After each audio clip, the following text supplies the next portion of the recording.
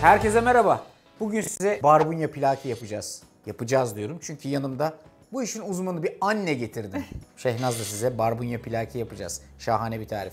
Şöyle başlıyoruz. Önce tencerenin içerisine yarım bardak kadar zeytinyağı koyacağız. Yağımız biraz ısınınca rende soğan ekliyoruz. Soğanı şöyle bir tur karıştırdıktan sonra ince dilimlenmiş sarımsağı da ilave ediyoruz.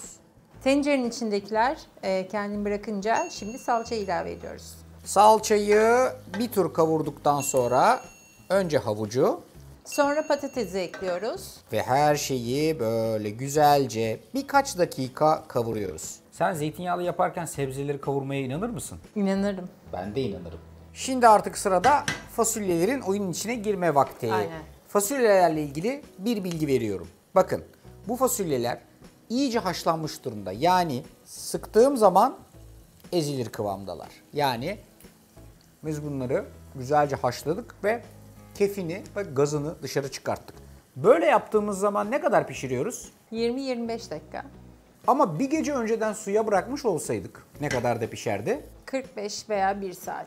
Bence en az 1 saat. Ama şanslıyız. Bunlar 20-25 dakikada pişecek. Sırada fasulyelerin tencerenin içine girişi var. Haşlanmış ve iyice diriliğini kaybetmiş fasulyeler, her şeyi güzelce karıştırıyoruz. Baharat olarak neye ihtiyacımız var? Tuz, karabiber. Olmazsa olmazımız toz şeker. Son olarak da domates, bir tane defne yaprağı. Ve 2 bardak su.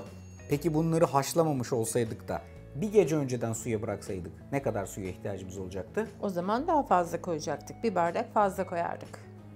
Bence 1,5 bardak fazla koyardık. Efendim artık pişmeye geçeceğiz. Kapağını kapatacağız ve kaynama noktasına geldikten sonra kısık orta ateşte 20-25 dakika kadar bunları pişireceğiz. Ama esas olan ne? Soğuturken beklemek. Çünkü pilaki soğukken yenir değil mi? Ben aslında ılık daha çok seviyorum. Her şeyimiz ters ya. Ben soğukken seviyorum. Neyse. Ilıkken özellikle taze ekmekle. Soğukken taze ekmekle. Ay, taze ekmek konusunda hemfikir olduk. Tebrik ediyorum. 25 Şöyle dakika sonra. yağını bandıracaksın falan böyle.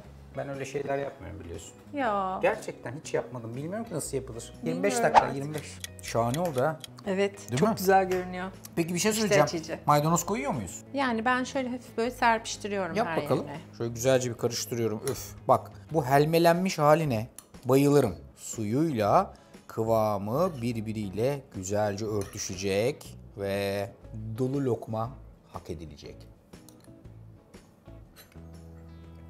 Olağanüstü iyi. Nasıl? Harika.